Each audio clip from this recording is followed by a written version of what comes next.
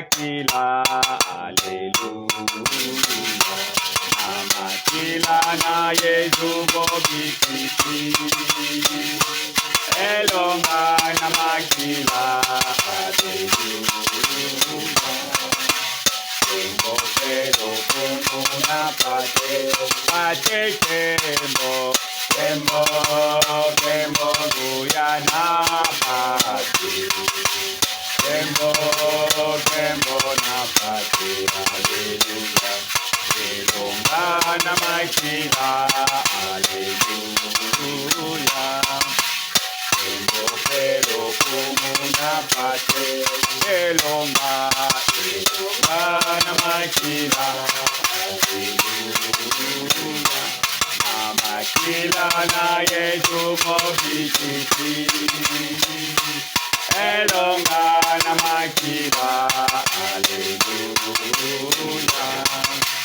Tembo pero como una pate, pate tembo.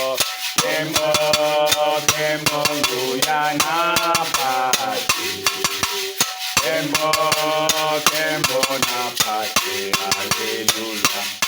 Elonga na makila, Alleluia. Tembo pero como na pati. Bandeko balingami, tokolanda liteya ya ndeko na biso William Branham, oyo azali mosakoli na tango, pe yango ezali suivi na service ya guérison, eteyami na mboka oyo na Tucson, Arizona, le 4 juin 1963. Mutu ya likambo ezali ete Yesu Kristo azali lolenge moko lobi lelo pe libela na libela. Ton en français, Jésus-Christ est le même hier, aujourd'hui et éternellement. Boyoki Bolamu. Tokotanga na mukanda Jean chapitre 12 na partie du verset 20. Jean chapitre 12 au verset 20. Ba grec moko bazalaki na bizale ya koya kuna na Jérusalem pona ko kumisa Nzambe tangu na fête. Bango balobeli Philippe oyo azalaki ya Betsaida kuna na Galilée, pe bayebisi ye na kotindika nyonso ndeko biso tolingi tomona Yesu. Pe tokotanga susu na Hébreu 13 au verset 8. Yesu Kristo azali lolenge moko lobi lelo pe libela na libela. Kasi mutu ya likambo na ngai to sujet ezali ete Yesu Kristo azali lolenge moko lobi lelo pe libela na libela. Wana ezalaki biso mokolo na yenga babengisaki ngai na assemblée moko ponete nakoka koteya kuna, pe Nzambe achaki katikati na ngai nakoka kotala pe ba mangomba mususu. Nakendaki esika nyonso pe bayambaki nga malamu na assemblée de Dieu kuna na Baptiste. L'assemblée de Dieu est presque toute pe bango nyonso pe bayambaki ngai kati na ndako na Nzambe na bango kuna na liboso na etumbelu. Bango nyonso bakomaki likomi moko eto Yesu Kristo azali lolenge moko lobi lelo pe libela na libela. Nga azali kondima na motema na nga mobimba ete Biblia nyonso tu ezali emoniseli ya Yesu Kristo pe azali lolenge moko lobi lelo pe libela na libela. Kasi lelo ezali nde na kati ya likambo wana nalingi tokoka kodevelope mateya na biso. Pe nandimi ete moto nyonso tu azali awa akosepela na lolenge moko bagrek oyo balobaki, pe wana ezali ndenge na biso kokanisa bateyaki bango Yesu Kristo, pe sikoyo bango pe balingi bamona ye. Biso pe tukoki koloba ete biso nyonso tozali koyoka sango malamu ya Yesu Kristo, totondi na posa wana pe tomona ye. ezaka koyoka te me tomona ye yango ezali posa ya mundimi nyonso akoka komona ye ozala mwana muke tozala munene posa na yo ezali ete okoka komona nzambe oyo Yesu Kristo bateyaki yo.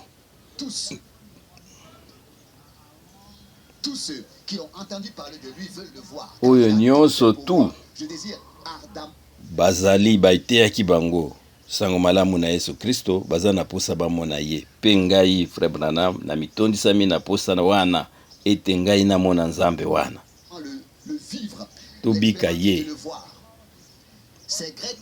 bandeko na biso oyo ba grek oyo bango bandimelaki nzambe oyo ya bayuda ponete bango bayaki na lisanga wana basepela na tango na Pake pona bakoka kukumisa kobondela pe koyoka mateya na nzambe wana kouta na Jérusalem. Boyebe ete ba grek na tango wana bango nde bazalekaki mayele na katikati na mokili pe bango nde bazalaki kokamba mokili na oyo ezali kotanga oyo ezali mayele na makambo ebele. Bango bazalaki libota munene pe basava na bango batu na mayele na bango bakomaki babuku ebele bazalaki bato bazali koluka soki ozomona mutu azali koluka mingi eza eloko moko ezali katikati na yaza koluka kokokisa asatisfaire kasi eloko moko ezali kosala ete akoka kokokisa posa oyo ezali kati na ye na tina na yango moni mutu azali kotanga mingi azali koluka azali kosala makambo na ndenge eza na eloko moko akokisa posa moko katikati na ye kasi Nzambe acha katikati na mutu posa moko akoka koluka ye pe eloko moko te yo koyi koluka ekokisa posa na yo si ce n'est que Nzambe na makambo mokili ato luki ekokoka kokokisa posa na yo wana te il faut kaka Nzambe ye moko akota na motema na yo eloko mosusu te ekoki kotombola kokokisa esika wana oyo eza na posa na yo kaka Nzambe. Ba grek oyo bayokaki bateyi bango pe bango moko batangaki kuna na buku ya Ancien Testament pona na tango wana ezalaki nde la Torah to livre oyo ya Ancien Testament nde ezalaki kaka kotangama pe bateyaki bango na tina ete mobikisi moko akoya na se oyo pe tango ye akoya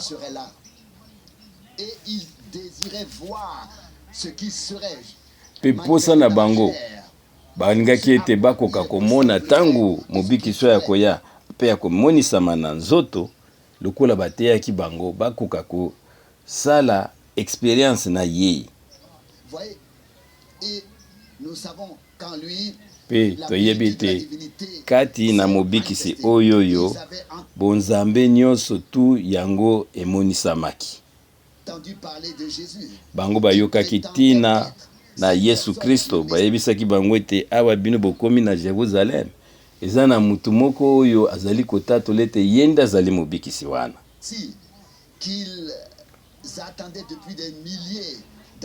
bango balobi bamutu oyo tozali kozela bambula na mbula azali awa pe posa na bango ezalaki ete bamona ye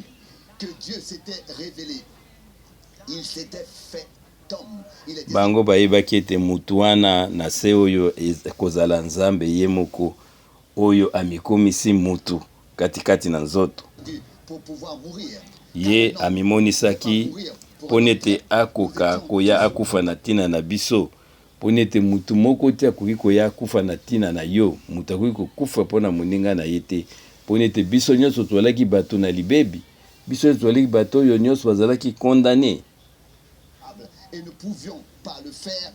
Pe mutu moko akoki kosala abikisa moninga na ye te, pe bongaki ete mutu moko akoya na nzoto ye azala nzambe, ye nde akoka kosala yango, ye nde azala mobikisi na biso, ye azali lokola tata na biso, ye nde azalaki nzambe Jehova monene, ye nde amonisami katikati na mwana na ye moko ya likinda na tina ete aya akoka kobikisa ekelamu na ye ye moko. Yango ezali monene, me yango nde ekoki ete biso tokokisa kondima oyo ezali bolingo emonisamaki nzambe katikati na mokili. Tala sasa yipi toyoki ete bagreke oyo bayoki ete Yesu Kristo azali wana. D'abord bateyaki bango parce que kondima ezali kouta na koyoka liloba na nzambe. Yango wana nde lilobelobi ete kondima ezali kouta na koyoka. Bango bayokaki bateyaki bango na tina ya mobikisi wana. Me sasa yipi balingaki bakoka komona sikoyo Mesi wana. Biso pe lelo yo tozali na même position. Basololaki biso na tina ya nzambe wana. Basololi biso, batei biso sango malamu. Tozali na mangomba mingi oyo toyoki eyo ebandi. Ba evangeliste minene. Awa biso tozali kobika na boyeyi, pembeni vraiment na boyeyi ya Yesu Kristo. Toyoki pe basango ya Yesu Kristo mingi. Kobanda na ndeko na biso Luther ateyaki sur la justification. Oyoyo ezali kozala boyenge beni.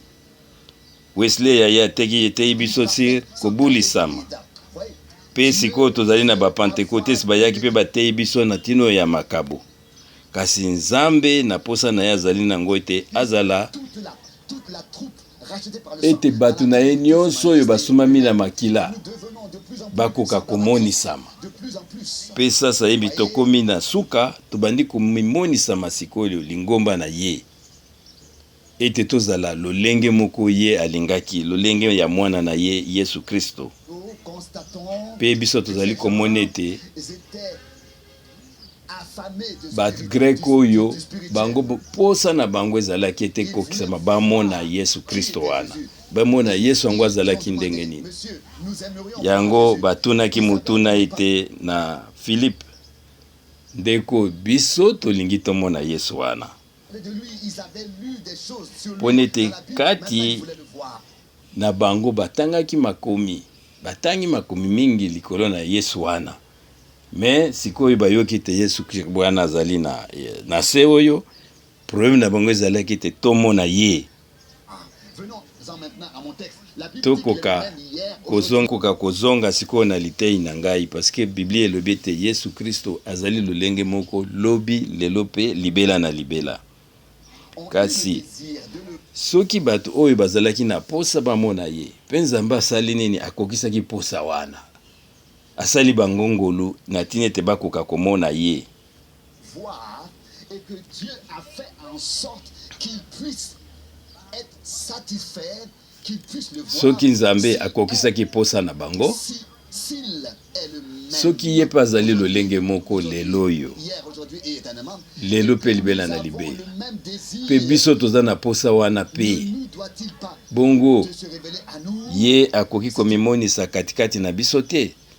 Soki azali lolenge moko asalaki ba grek wana ngolu bamona ye, biso pe toyoki ye, pourquoi akoki kopesa biso ngolu te tomona ye? Une grande explication.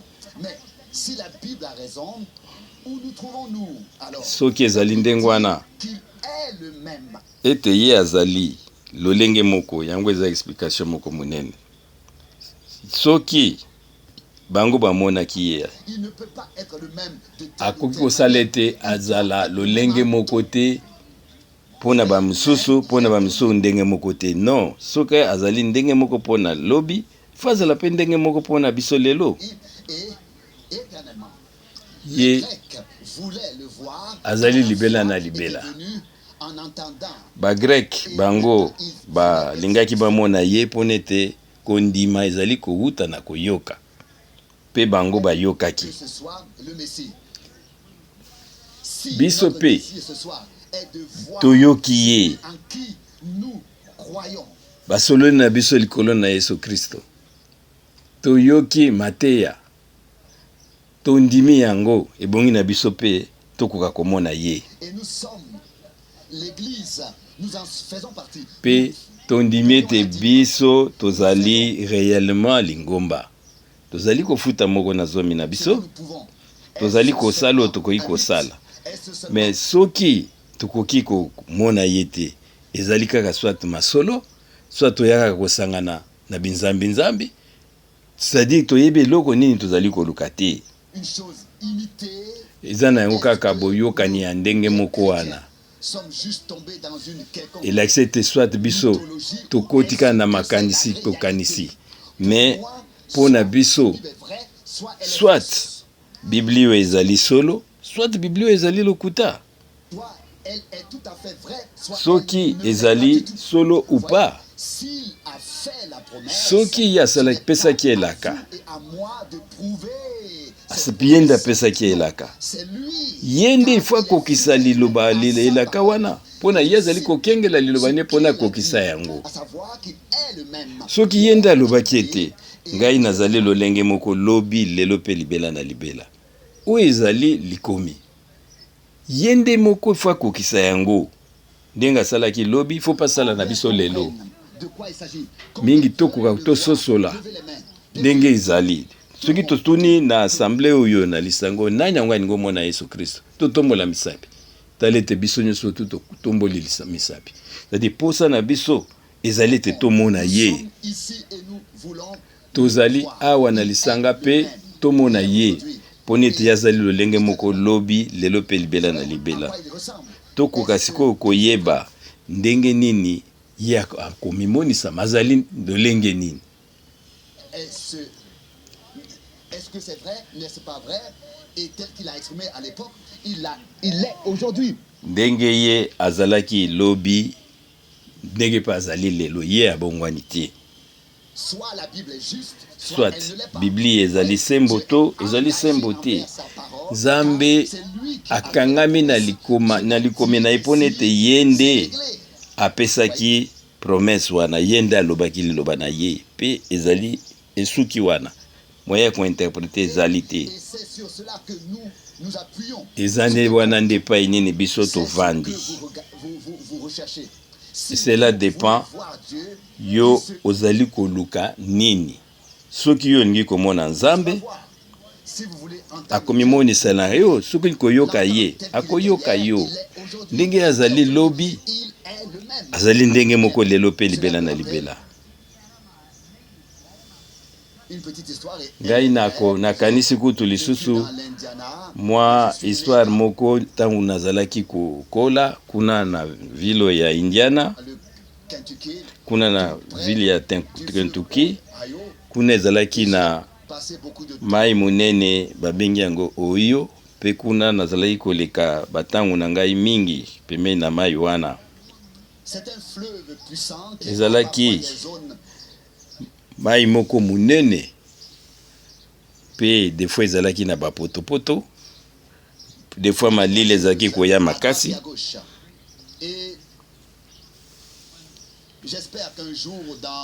Pe nga nazali kokanisa ete mukolo mususu tangu tokouta likolo tokiti na seo lisusu mpona tokoka kobika bukonzi na seo yoyo, ngai pe na kokoma lisusu na mai wana nakoka kotala lisusu ndenge ezalaki, me ekozala lisusu ndenge ya kala te, na bapotopoto na yango nyonso tu ekozala malamu.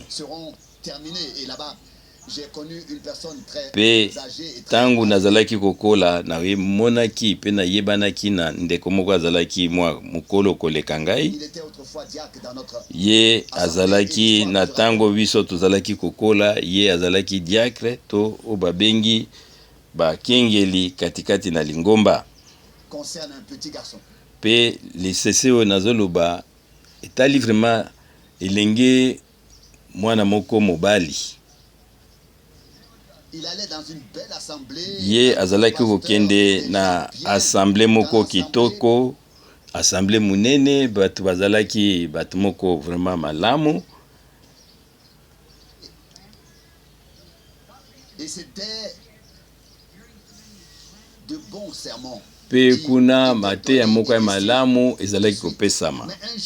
Kasi mukolo moko mwana wana atuni mama na ye. Si Dieu est un si grand Dieu, biso batei biso te nzambe azali nzambe moko munene.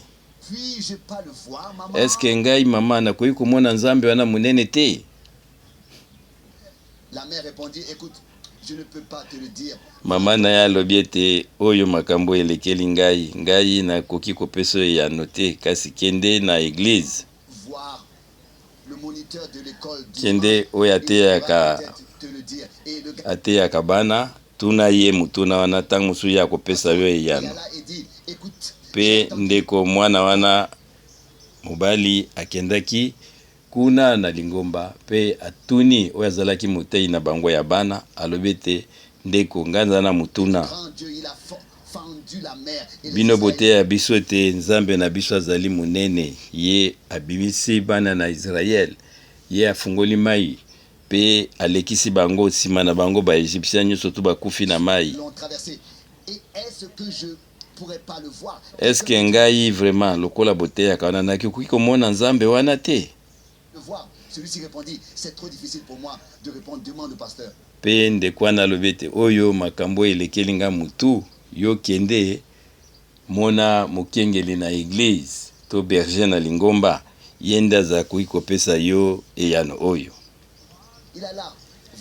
Pe ndeko na biso oyo alembaki te, akendaki epai ya mokengeli na lingomba, alobi ete ndeko mokengeli, s'il vous plaît, yo te ya kibiso te kuna na itumbelu ete nzambe na biso azali monene. Eske ngai nakoki komona ye te? Kasi mokenge alobi te mutu akoki komona nzambe te. Ebongi kaka yo ndima. Kasi mwana mobali oyo ye azalaki kaka asepelaki te, amonaki ete mayano nyonso wana ekoki te. Pe mukolo mususu ye akutani na ndeko na nga wana oyo nayebisi bino azalaki diacre, pe ye azalaki molobi mbisi, pe azalaki kokende na mai oyo epai nini nabeteli bino lisolo. Pe mukolo wana bango bakendaki balobi bambisi, pe mwana wana ayaki kokota bango bazwaki bambisi ebele. Pe ezali na kiteni ya mboka moko kote na biso na tango wana mbula ebetaka mingi epai mai wana ezali, pe bakake ezalaka tout moment na ba tempête. Pe mukolo wana ezalaki ndenge wana mbula makasi ebetaki, pe ndeko mobali wana akendaki abombani na bwato na ye pembeni. Pe balingaki ete mbula eleka babombani. Pe sima na yango ndeko mobali oyo azalaki diaka abwaki miso na likolo, amoni elembo na likolo tobengaka arc-en-ciel, yango ebimaki na mapata. Pe ndeko oyo azalaki pêcheur to molobi mbisi, azwaki bakai na ye to baluki oyo batukupusaka na yango bwatu, akotisaki yango katikati na bwatu na ye, pe avandi na suka azali kotala arc-en-ciel wana. Ye azalaki mukolo deja, komaki mukolo pe longe komaki ya bakolo. Pe mandefu na ye komaki deja mwa mingi, pe ye azalaki kotala likolo. Pe mwana mobali wana yaki abandi kotala elenge papa oyo mukolo papa oyo abime, papa oyo pona ni avandi aza kolela. Pe apusanaki pembeni. Mwana wana akimi mbangu mingi pa akimi mbangu pembeni na papa oyo pe ayebisi papa oyo papa oyo yo alobaka mbisi ya mukolo alobi ete ngai naza na mutuna moko ya kopesa yo ya kotuna yo parce que mutuna wana ngai nazwi nano ya note natuni mama na ngai natuni oyo mukambi na biso ya bana pe natuni pasteur na ngai nazwi eya note bango mutu moko apesi ngai eya note kasi mutema na ngai nano esepeli te nazia kaka kolukaluka kolo wana mukolo wana oyo alobaka mbisi alobi ete mwana na ngai eza nini mwana wana alobi ete eske ezali na mutu akoki komona nzambe mukolo wana alobi vraiment ndeko kolo oyo mukolo oyo mitungisamaki pe na mutuna oyo mingi pe azongaki katikati na bwato na ye azwaki bakai na yo elukaka bwato pe mai ebandaki kobime na misu kolela alobi ete antuka mwana na ngai nzambe apambola yo ngai na bomoi na ngai nyonso na suka ape prebe mubu 50 oyo na vivre po na koma kolo boye na bomoi na ngai nano namoni eloko mosusu te ntango nafungolaka miso namonaka kaka nzambe omoni yango nde ezalaki eyano pe yango nde ezali mutu ya likambo komona nzambe ezali lolenge yo olingi komona ye soki olingi komona ye nzambe wana fo azala kati na yo okoki koyoka ye okoki komona ye oyo mukolo oyo azalaki koloba bambisi oyo ye azalaki na nzambe kati na ye azalaki tellement tondi na bunzambe ki azalaki komona nzambe bisika nyonso ekoki kozala ifo ezala lolenge moko na biso kasi sasa yipi tozonga na liteya na biso oyo Yesu Kristo azali lolenge moko lobi lelo pe libela na libela biso tokomona yango ndenge nini tokoyeba yango ngai natunaki ba methodiste bino bozali kondima ete aza lolenge moko lobi lelo pe libela na libela bango balobi amen natuni babatiste bango mpe balobi ayeyo ezali ndenge wana nakie na baassemblée de Dieu natuni bino bondimi oyo bino bokomi na baeglise na bino Yesu Kristo aza lolenge moko lobi lelo pe libela na libela bango balobi amen yeriyo ngai natondi na isengo mpo nete ngai mpe frère Branham nazali mpe kondima ete ye azali lolenge moko lobi lelo pe libela na libela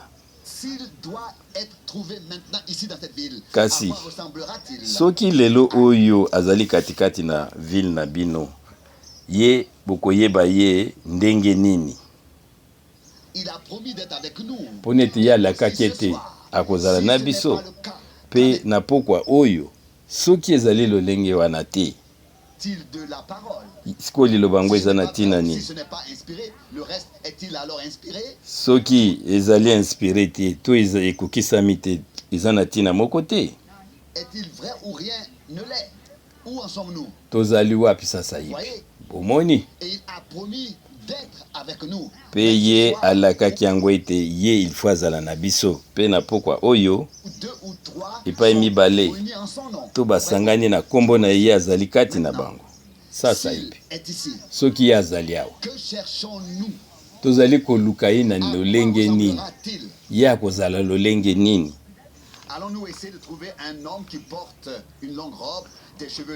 tokosala ete tomona mutu moko alati elamba ya molai mutu moko alati robe moko ya molai pe azali na mandefu milai ndenge baza kolakisa biso na bafilme eske ye nde Yesu Kristo tokoki komona mutu moko abimi awa alati roba mulai, mutu moko boye aza na mandefu ebele, pe alobi ete ngai nde Yesu Kristo. Batondi na bango na mboka.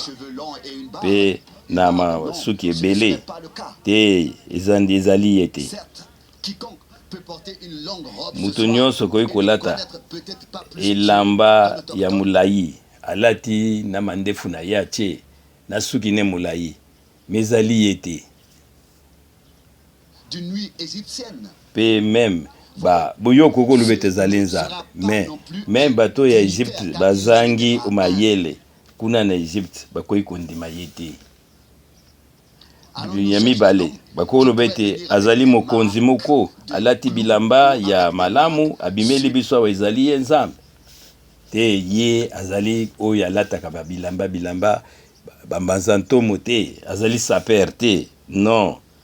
To ndeko musu abimeli biso ye na ba marque na ye bilembo ete babeti basete na maboko, to alati ekoti na nzube azoki alobi ete ngai nzambe oyo na bino akufelaki bino na Golgotha. Pe bapota oyo eza pona ete balatisaki ngai ekoti ya baepine. Biso tokoluka nini? Tokoluka ye lisusu lokola bandeko na biso badesinaka wana basalaki. Oyo asali boye pa asali boye. Ndeko na biso Hoffman pa asalaki ekeko na ye na adesinaki na ndenge na ye. Pe mutu na mutu asali na ndenge na ye. Ba artiste non. Mutu to azoloba oyo ngai nasali yango nde ya solo ezali ndenge wana te. Biso tozoyeba te nini sikoyo tozali koluka. Ye azali ndenge nini. Ye azali lolengo oyo ye amimonisaki na ebandeli ndenge pe akomimonisama na biso. Na ebandeli ye amimonisamaki na nzela liloba na ye pe na misala oyo ye asalaki. Il disait ainsi, si je ne fais pas les œuvres de mon père, ne me croyez. Yazalai kolobete soki ngai nazali kosala misala ya tata na ngai te, bondima ngai te. Mais si je les fais, croyez à mes œuvres. Kasi soki ngai nazali kosala misala ya tata na ngai, bondima misala wana. Ce sont elles qui pona yango nde ezali kotatola na tina na ngai. Omoni? Il s'est manifesté ainsi. Ye amimonisaki na lolenge wana. Prouvé, et c'est de la même manière qu'il devrait s'identifier au. Pe ezali nde lolenge moko wana ye akomimonisa na biso lelo yo. Aujourd'hui, vous voyez, vous dites oui, notre assemblée l'identifie. Bino bokoloba ete nous le faisons. Lisanga na biso ezali komimonisa na ye. Ba Baptiste bazali koloba ndenge moko. Biso okuna pe biso tozokanisa ete Nzambe wana za kati na biso. Ngai naza koloba ete ngai nazalaki na Deutéronome kuna ezalaki lisanga moko munene epai ba invitaki ngai. Epai nini tozosala mayanga na biso. Meyaki na ndeko moko asengaka mbongo pa tambolaka na banzete makolo na ye elemba. Yazali kotambola na banzete ne mibale babeki na ye. Pe avandaki na kitio ya misatu. Pe Nzambe atindaki ngai nakoka ko discerner to koyeba makambo na ye pe abengaki ye pe abikisaki ye. Ndeko oyo abandaki kosepela makasi na koganga de telle façon que lisanga bazaki suko yoka te toaki contre totika. Pe ndeko moko ayaki awa tangu aye pembeni na nga tuni ndeko Branham na ngai na tuna nanu yo sikoyo kondima na yo ezali ndeke nini. Ndeko wana azalaki Nazarien. Il était Nazarien. Il a dit écoute, je crois que tu es un Nazarien. Alobi ete ndenge na yo ya kozala na ndimi ete yo ozali lokola ngai Nazarien. Metangu na moni na isika oyo bato yo batondi bakoganga oyo bango bazali ba pentecôtiste parce que eza na lolenge na bango ezalaka na kosalaka makelele ba amen katikati na lingomba. Est-ce que yo ozali pentecôtiste? Mais tangu ngai na tuni na pembeni balobi na ngai te mutu wana uti na communauté ya Baptiste, ye azali missionnaire Baptiste. Ndeko Branham ayebisi bango boye, ndeko tika makambo wana. Ngai nazali Nazarien, ngai nazali Pentecôtiste, ngai nazali Baptiste, ngai nazali nyonso wana. Ngai nazali nyonso. Kubenga benga wana bunzambi wana ezali na tina moko te. Ngai nakopesa bino lisolo mususu nazalaki kosala na katikati epai oyo babokolaka babibwele banyama kuna na Colorado. Pe kuna ezalaki pembeni na rivière to na mai munene Troberson. Pe na ntango wana tozalaki bato bazali koya kotika bibwele na bango to koka kobokola yango. Bato ebele bazalaki koya. Moko na moko azali koya na nyama na ye. Pe moko na moko atiaki elembo mpona koyeba nyama na ye. Kasi ntango bakomaki wana mpona biso tokoka koyeba nyama biso tokokaki kondima oyo azali nyama ya mabete ya kopia baninga mabete pe ya mobulu te, tolai kosalisa bango test ya makila. Mais ce n'est que na ntango wana tozalaki koyeba ete nyama oyo azali nyama azali na maladi te pe akoki kobebisa baninga te. Pe tozalaki kondima kaka oyo azali nyama ya race pure. Bamisusu wana tozalaki koboya koyamba bango. C'est comme ça. Ezali lolenge wana. Oyo ezali na bokati na biso ezate baloba yo to yo uti na lingomba songolo bato nde bapesa yo lokumu te. Mais ezali plutôt oyo nini ezali katikati na yo.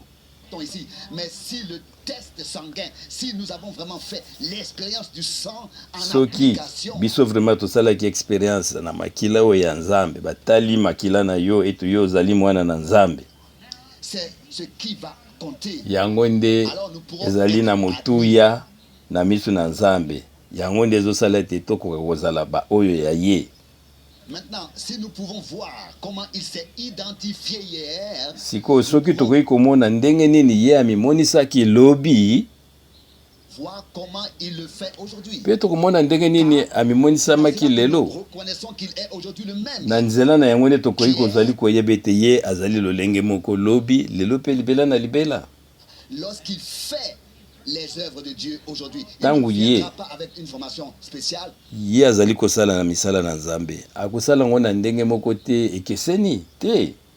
Ou avec des choses de ce genre, car nous constatons que même son langage était très simple. Tozali komona ete même na ndenge na ye Yesu Kristo koloba na langage na ye yango ezalaki très simple. Ezalaki ba langage oyo ezali compliqué te. Gens simples l'écoutaient volontiers. C'était un être humain. Ye azalaki moto oyo azalaki na komikitisa mingi. Azalaki koyela biso te ba français milai te. Ye azalaki koloba langage moko malembe pona ete bato nyonso to bakoka kososola ye. Identifierait, ce serait que ce que l'écriture a promis puisse devenir réalité.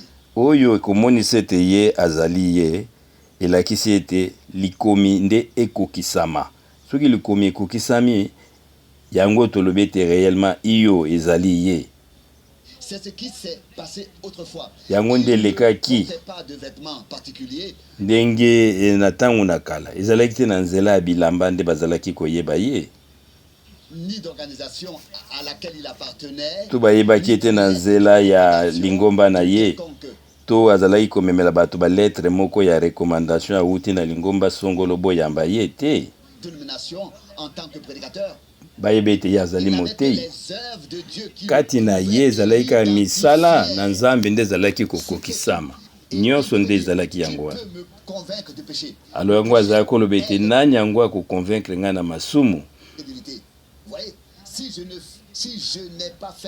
Soki nasali oyo te oyo nakokaki kosala bino nde bokoka koloba yango. Nyonso tu ezalaki identifié katikati na makomi. yango ndenge ya momonisama tango eleki ezalaki te na nzela mutu moko atanga mingi te te. Yango ezalaki ende likomi nde ezalaki kokokisama. Problème de mutuya ezali nde likomi ekokisama. Batu batatolaki etazali mwana na Nzambe. Abete boluka na katikati ya makomi mpona ete yango nde ezali kopesa litatoli na ngai. Akomi nde ezalaki kotatola likolo na ye. Et ensuite, ce qu'il était a été identifié conformément aux Pe Écritures. oyo ye azalaki yango emonisamaki kaka kati na makomi na buku na Nzambe. Il en va de même pour lui aujourd'hui. Eza pe lolenge moko mpona biso na ye lelo oyo. Nous avons raison ou non. Yango nde ezali Biblia ekopesa biso ete tozali na raison ou pas. Maintenant, allons plus loin. Sasa hii plutôt Nous kende avons lisusu l'évangile de musika. Jean, Soko et nous tangi voulons maintenant voir na s'il est vraiment Évangile ya Jean tokoka komona soki ye azali lolenge moko lobi lelo pe libea na libela. vivant ou s'il est mort. Soki azali na bomoi to akufa. J'ai prêché dans presque toutes les nations sous le Ngai ciel. na tayeyi mingi na mokili mobimba. Na teyi bato na ndenge na mokili mobimba. J'ai prêché devant des sorciers, Ngai na teyi bandoki bavandi wana nazali koteya. devant de grandes foules. Ngai na teyi na devant bato ebele. Nasali 7 fois le tour du monde. Les jeans, Na teyi devant ba mahometan ba jeans ba 10. fondateur est mort. La Bango nyonso tu bato basala bangomba wana bakufa bakunda na bango ezali na mikwa na bango na kati. est toujours là. Mais dans le christianisme, Kasi na c'est kati différent. na Nous bunzambe avons un tombeau kati ouvert, un tombeau na vide. christianisme Regardez. tozali na kunda oyo mikwa ya mutu abandi yango ezati. Tombo wana ezali kaka vide ti lelo. Et il prouve qu'il est vivant. Ye Il- azali non kolakise seulement te il ye est azali vivant, na bomoi. mais il le prouve. Ye Et c'est azali sur koloba cela kaka te maza que les kokokisa chrétiens doivent yango. se reposer. Nous Pe savons ezali na tous sika les wana nde tombeaux. tozali kozwa kimia na biso oyo nyonso oyo te babengi ba chrétien to bandimi bango bazali kovanda kimia na bango katikati koyeba ete Yesu azali na bomoi. Et nous savons que Jésus-Christ n'est pas dans le tombeau. Toyeba ete ye azali na kunda te ye azali na bomoi. Le même hier aujourd'hui. Lolenge moko lobi lelo pe libela na libela. Or, nous pouvons lire dans nous pouvons lire bien des choses dans Tokoki, les autres chapitres kotanga. de l'Évangile de Jean. Na makomi mususu na évangile kaka ya Jean tozali ko mona eloko moko Que dès le début de l'Évangile, nous voyons na ebandeli ya sango malamu tozali komona ndenge nini ye Gabriel a annoncé sa naissance. abotamaki. Gabriel ye atatolaki ndenge nini ye akoya na mokili ete molimo santu ekoya ezingi Puis, mama oyo comme Marie. l'Esprit est venu sur lui, Ndenge lorsqu'il a été baptisé dans molimo ekitaki na Marie pe mwana wana Maria ekozwa zemi ndenge likomi ekomikisami pe ye moko Yesu Kristo libatisi na ye le Jourdain par son deuxième cousin. balobi ete nommé Jean. ezalaki mokolo babatizaki ye na mwana ya noko na ye to cousin na ye kombo na ye ezalaki Jean. Molimo lolo efungwamaki pe molimo ekitaki ndenge likomi elobaki Sur lui, ensuite, il est resté 40 jours dans le pe désert. nsima na yango ye akendaki kovanda 40 jours kuna na esobe Est revenu dans la puissance mpona de akoka l'Esprit. komekama me bozongi na ye ye ayaki na nguya na molimo. C'est par la puissance de l'Esprit Saint qu'il est revenu Ezalaki nde na nzela ya nguya ya molimo mosantu nde ye azongaki kuna na mboka au ministère et il a ordonné à Pe- ses disciples de ne plus prêcher, mais d'attendre azongaki katikati na mosala na ye abandi lisusu koteya pe ayebisaki bayekoli na ye bozala presse te bozela que la puissance de cet te esprit nguya na vienne sur molimo les mosantu acteurs. ekoya likolo na Et bino. a dit, attendez à Alobi na bango jusqu'à te ce que bozela vous na soyez Jérusalem purifiés. bowelawela kobima Voyez, ce n'est te pas moi, ti c'est Dieu. bokotondisama na nguya na molimo santu ezali ngai te ezali nde Nzambe nde azali koloba na makomi. Doit être refléter et alors les gens le croiront. Balobi ete il faut kati na bino beaucoup bamona fo bamona Yesu Kristo wana nde bato bakondima. Voyez, bozomona ceux qu'il a vu d'avance. Ba oyo nyonso il les tu appellera aussi. ye ayebaki bango uta mokili ebanda ye akobenga bango. Maintenant nous constatons ce qui s'est passé à l'époque. Sasa ipi tozongi katikati na Biblia toyeba ndenge nini makambo elekaki na tango na kala. Savons qu'il y a 3 origines sur terre. Biso tozali koyeba ete kouta na batu ezali na ba origine misatu. Juifs, païens et samaritains. Oyo bazalaki bana na Noé. Tozali na Sem, tozali na Cham, pe tozali na Jafe.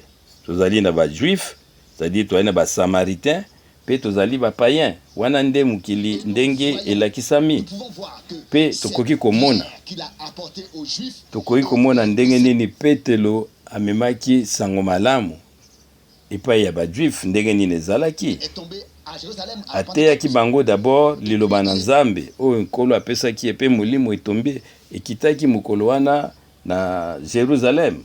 Allé plus loin en Samarie. Pe ye Petelo akendaki kote ya lisusu kuna na Samari. Pe akendaki susu na bapayen kote ya Chez les païens. epai ya bapagano.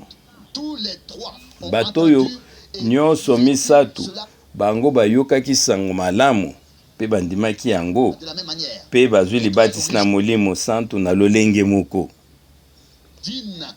En ce temps-là, nous étions des païens. Na tango wana biso pe toalaki bapayano bapagano Nous ne cherchions pas le ezala Messie. biso baaméricain toalaki baanglo-saxon toyebaki nzambe te. Et les Samaritains aussi, ils étaient moitié juifs, moitié païens. Basamaritain bazalaki pe koluka ye bango pe bazalaki ndambu bazalaki bajuif kosangana ya bajuif na bapagano. Voici qu'il ne vient que là et vers ceux qui l'attendent.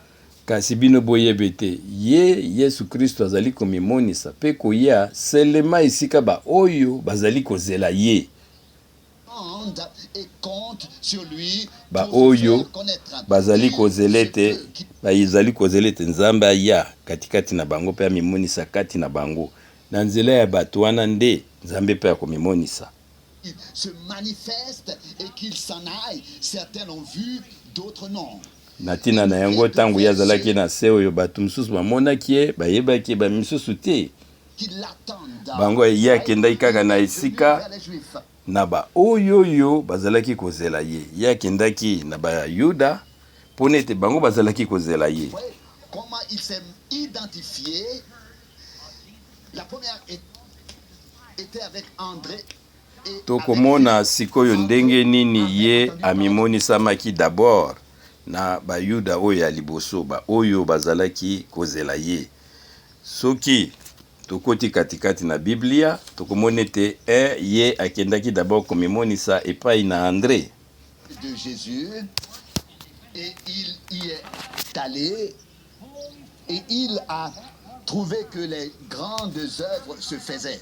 Ye akendaki epai na Yesu Kristo André pe amoni ete makambo minene ezalaki kosalama katikati na Yesu Kristo pe ye azalaki na esengo mingi ye André.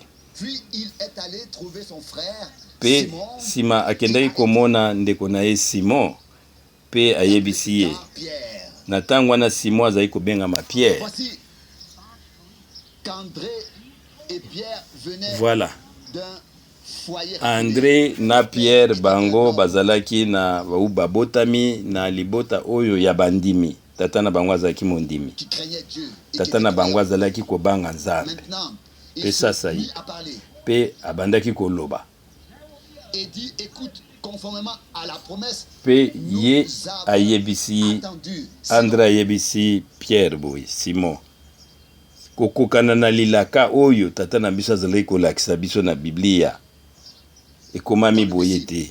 Mais avant qu'il n'apparaisse, il y aura de la confusion. Ekoya na mosakoli moko lokola ye Moïse akoya na tango oyo ye nde akozala molobeli na Nzambe me liboso ya bato bakoya ya lukuta liboso ebele mingi moko na ndenge na ye. Beaucoup de choses se passeront. Bato ya likuta bakoya mingi mpona koloba ete ngai nde nazali Mesi Ainsi, écoutez, kasi là où vous voyez une contrefaçon, yo il faut yebe eloko moko epa yo ozomona dollar moko ya lokuta yebe te dollar moko ya vrai ezali. doit y avoir un vrai dont il a été copié. Donc dollar ya Ce qui est lokuta faux n'est qu'une preuve bakopi yango na oyo ezali ya solo, c'est-à-dire que soki omoni dollar ya lokuta ezali ya vrai ezali.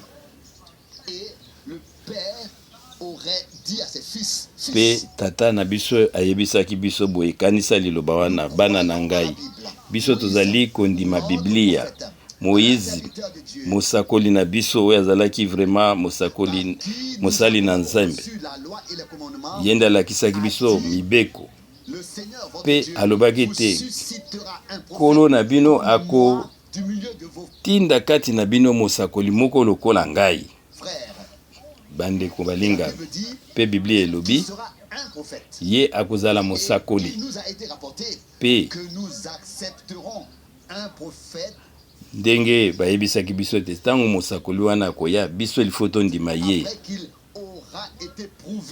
nsima nini ye akokokisa maloba na ye oyo akoprouve biso ke réellement ye azali mosakoli.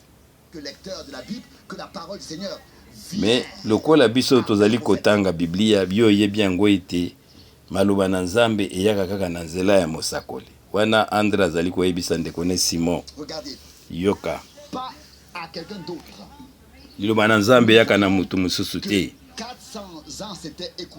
Tomoni ete depuis 400 ans depuis elako epesamelaki na Malachi, ça fait 400 ans tozali ke bakoko na biso bazelaka kaka bazali kozela baza kozela mosikoli makambo ebele eleki kasi ntango oyo akoya Nzambe nde akokokisa ete akotatola ye moko ete oyo azali mosakoli.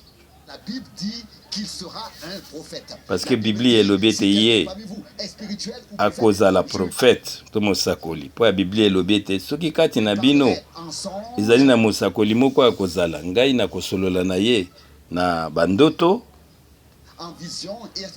na vision pe na makambo mususu yango nde Biblia ezali koloba sino toyoka ye te. Yango nde ezali vraiment vérité to ezali solo ndenge batei biso. Nzambe azalaka na lokuta te, Nzambe akosaka te, ye aza kaka iyo soki ye alobi yango ezali sembo, soki yango ekokisami te ezali lisu Nzambe te. Bajuifu nyonso to bazalaki kondima ndenge wana. Pe mokolo moko l'assemblée s'était tellement éloignée wana lingomba ekomaki musika bato bazali kokoka lisusu koya na lingomba te pe moko na moko akomaki kondima na ndenge na ye pe bakotisaki bakutime na bango na place ya liloba na Nzambe batiaki makanisi na bato. Yabi ndenge ezali lolenge moko mpo na biso lelo yango ezali kaka kozongana makanisi ya bato nde ekoti na place oyo na Nzambe ezina liloba na Nzambe. Amen. Andre ayebaki ete réellement mosakoli azalaki na se opake koluka Simon Pierre ake koloba ndeko naki abi Simon yaka leki na ngai mutu oyo azali kuna wana ezali nani Jean Baptiste alakisi biso alobi ete mutu bozomona wana ezali yende oyo azayela kamaki katikati na Bible. Et il a dit qu'il avait vu l'esprit de Dieu descendre. Ponete tango azalaki ko baptiser ye Jean, abi Jean tatolete na monaki molimo ekiti lokwa likomi elobaki pe ekotaki likolo na mutu oyo yenda zali mobikisi. Et c'est le fils de Dieu. Pe yende mwana na Nzambe. Tokende toyoka ye. Et cela le confirme. Ponete soki bilembo na oyo nyonso bapesaki biso ekokisami tokotatolete réellement yenda zali mwana na Nzambe. Lorsqu'il l'a finalement accompagné et qu'il est entré dans pe wana André azwaki Simon ndeko na ye batambolaki nzela moko ti bakendaki pa Yesu Kristo azali en présence de Jésus. bakomaki De quelle manière il allait se comporter na présence na Nzambe pe bayebaki ete biso tokozala na lolenge nini tokoki kose comporter tokomilakisama te tokozela ye nde ayebisa biso toza banani. Voyez, cela dans Jean 1, Jésus le vit venir. Wana na Yohani na Jean chapitre 1 Yesu amoni bango koya pe alobi ete bino bozali bana Israel pe yo kombo na yo ezali Simon pe tata na yo kombo na ye Jonas. Oh, Alléluia. C'est ce qui l'a fait. Yango nde ye asalaki. Cela a produit. Comment pouvait-il savoir qu'il Pe s'appelait Simon? Simon alobi ete ndenge nini akokaki koyeba ete kombo na ngai Simon et puis kombo ya tata na ngai ezali Jonas. Alobi ete moto oyo azali mosakoli sikoyo na ndimi iyo azali mosakoli azalaki na posa lisusu toloba na ye eloko mosusu te me ye sasa ipi alobi ete awa ngai awa posa na ngai ekokisami bokonzi na Nzambe ezali awa. Omoni Yesu Kristo na ntango wana amimonisamaki na lolenge wana alobi ete kombo na yo ezali Simon, yo ozali mwana na Jonas nde tata na yo. Et c'est ce qui a fait que Jésus-Christ est devenu complètement le prophète. Na yango esalaki ete mpona Simon Pierre omata okita Yesu Kristo ye azalaki mosakoli oyo alakelamaki. Eh bien, nous constatons qu'il y en avait un qui s'appelait Philippe. Pe tomoni lisusu mosusu kombo na ye Philippe ye pe amonaki yango. Un Israélite rigide. Ye azalaki oyo babengi vraiment mondimi ya solo mwana ya Israeli andimaka solo akatama ngenga. A penser que se passe-t-il ici? Ye pe akanisaki venu à Jérusalem makambo nini ezalaki kolekawa. submergé par ce qui se passait. Akendaki pe na Jérusalem akendaki pe amona makambo nini ezali koleka. Il a pensé à son ami Nathanaël. Tangu ye avivaki Yesu Kristo Il s'est mis en route. ye pe akanisaki camarade na ye Nathanaël. Sima na yango ye apakataki mbangu koyende koluka Nathanaël. Après avoir trouvé lui-même la vérité et Sima na ye expérimenté que kokoma ce monaki ete Messie réellement oyo nakutani na ye ngai Philippe azali vraiment mobikisi oyo alakelamaki aki koluka ndeko na ye Nathanaël kuna. Si seulement nous pouvions avoir cet enthousiasme. Soki biso pe tokoki kozala na posa wana songu tokoyeba Yesu Kristo sima na biso kobika Yesu Kristo tokende pe koluka ba misusu. Ye akendaki amati ngomba pe Nathanaël alai kovanda sima bangomba kasi Nathanaël azali kati na ndako na ye te ye azalaki na mwa elanga na ye na se ya banzete epani azalaki pe kobondela yaningaki moto atungisa ye te pe ye abandi koyebisa ye. Ntango mosusu ndeko wana na priere aza koloba Nkolo Jehova yo olakelaki biso Messi sala pe ke ngai namona ye nga mpe nalingi namona ye liboso na ngai nakufa ye azali wapi nakomone na lolenge nini. Ntango mosusu abondelaki na motema ne mobimba posani yaki ete amona Yesu Kristo mpe naza kotuna yo Yesu sekwa na bakufa upa azali lolenge moko lobi lelo mpe libela na libela te azali kosala misala ndenge moko te.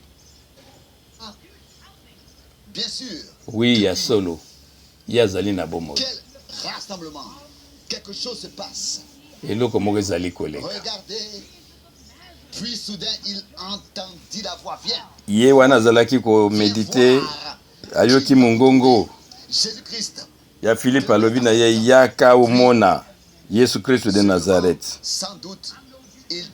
pe ye alobaki na Philippe keba Philippe yo ningo oloba na ngai nini yo okutani na oyo biso tozali kozela vanda nano mwa kimia moke ezalaka lolenge wana te yo ningo oloba ete Yesu de Nazareth se rendrait yo dans une kanisaki ville ete aussi vraiment basse nzambe oyo ya munene akoki kokende na mboka oyo ya babola ndenge wana ye akomimonisama que Nazareth, mpona ete nazarete alaki mboka ya babola quelque chose de bon. mpe ekomami ete eske na nazarete eloko malamu La ekokomonana meilleure réponse mpe ye alobaki na ye viens et vois. oyo réponse ya solosolo alobi na ye ete tika nano yo yaka mpe mona yo moko.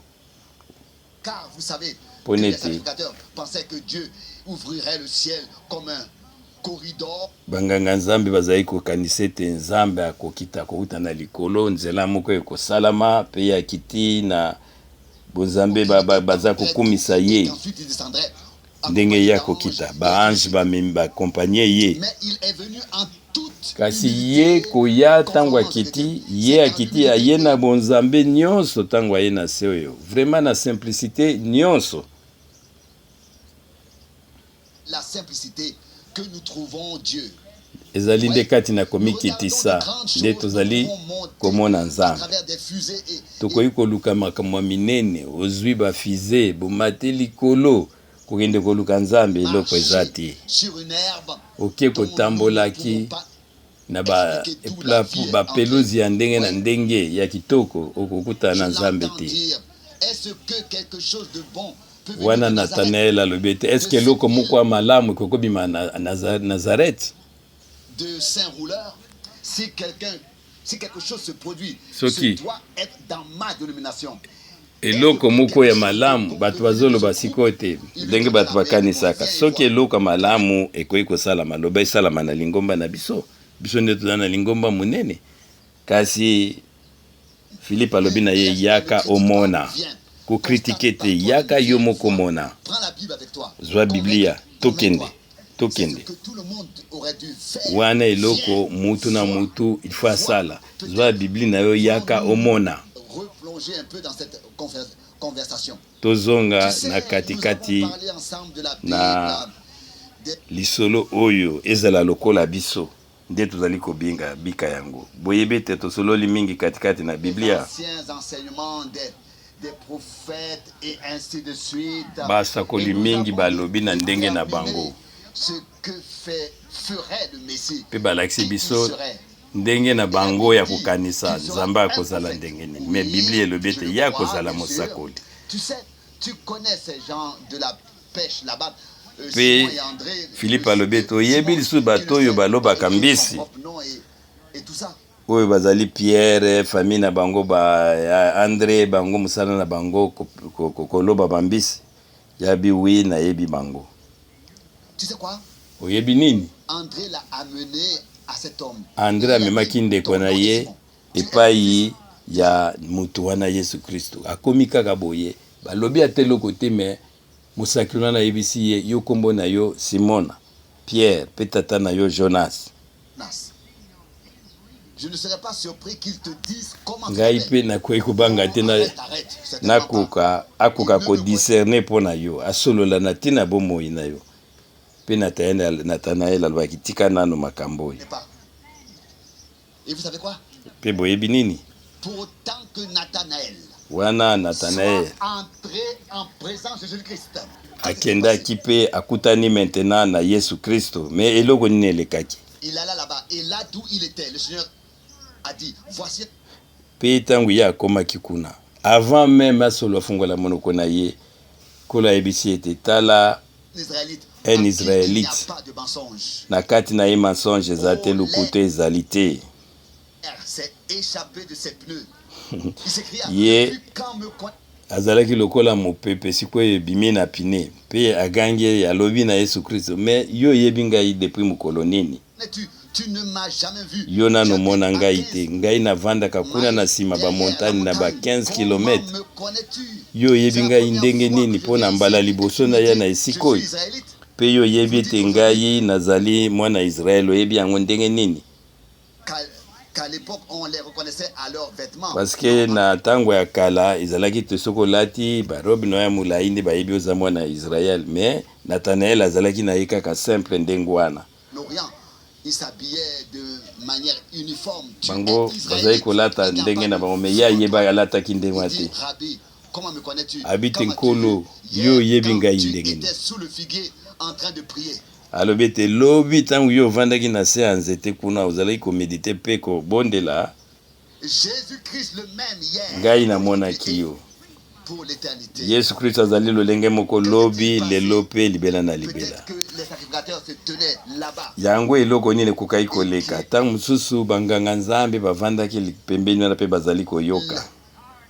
C'est exclamé, Rabbi, tu Mais es le Fils de Dieu. bayoki Nathanael alobi ete nkolo yo ozali mwana na Dans nzambe. le livre de vie de l'agneau, il crut du premier coup. Mpo na baoyo nyonso kombo na bango ekomami na buku ya bomoi ya mwana na mpate bakondima kaka na mbala moko baya na ntina te okende kobimisele babafle. Disait, cet homme est un devin, c'est Belzébuth. Kasi oyo banganga nzambe bavandaki wana bango bazoloba ete oyo moto oyo azali koyeba makambo na nzela ya kisoloka to ya kindoki. Devait bien donner une réponse à la foule. Kasi Et bango cet homme est bien Belzébuth. bazali kokende kolobisaka bato kuna koyebisa bango ete mutu wana aza koloba makambo wana ye azali ezowuta epai na nzambe te aza mutu Si na vous dites satana. cela contre le Fils de l'homme, il vous sera pardonné. Mais Mpe Yesu Kristo ayebisaki bango te makambo boza koloba soki bozoloba yango kaka mpona na mwana na mutu na nzoto ekolimbisama. jour, le Saint-Esprit Kasi viendra ntango molimo mosantu ekoya contre la même chose. oyo akotelemela makambo Il ne oyo sera jamais pardonné. yebe te makambo maloba na bino oyo yo ekolimbisama lisusu te ata na se oyo ata na Il ne sera jamais likolo pardonné. Eh bien, bakolimbisa bino te. c'est la génération dans laquelle nous vivons actuellement. Yango nde ezali sikoyo na generation biso tozali kobika oyo tozali kozela molimo. La première génération à l'époque, autrefois et maintenant, nous l'avons à nouveau. Autrefois, les juifs, les vrais juifs, étaient ceux qui croyaient de tout leur cœur et ils l'ont Na ntango na kala bajuifu oyo ya solosolo bazalaki kozela ye boyei na ye na motema mobimba bango bamonaki ye. reconnu.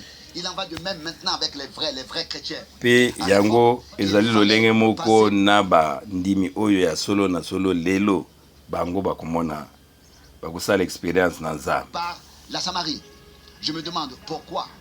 Voici, pas vers les païens, mais seulement Totala sikoyo ye tango mpe akendaki kuna na mboka na Samari. Akendaki nanu na bapagano te, make kuna na par Samari. la Samarie.